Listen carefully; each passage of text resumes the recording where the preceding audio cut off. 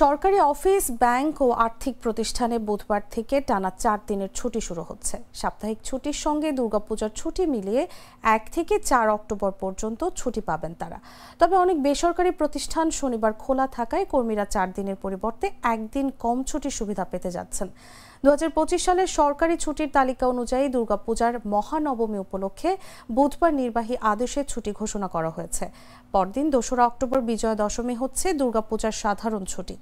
3 ও 4 October যথাক্রমে শুক্র ও শনিবার হওয়ায় তা সাপ্তাহিক ছুটির অংশ হিসেবে গণ্য হবে। এতে টানা 4 দিন ছুটি পাবেন সরকারি চাকরিজীবী, ব্যাংক ও আর্থিক প্রতিষ্ঠানের কর্মীরা। আগে সরকারের আমলে সরকারি চাকরিজীবীদের জন্য ঈদে 3 দিন ও দুর্গাপূজায় 1 দিন ছুটি থাকত। তবে কোনো কোনো বছর নির্বাহী আদেশে এই মেয়াদ বাড়ানো হয়।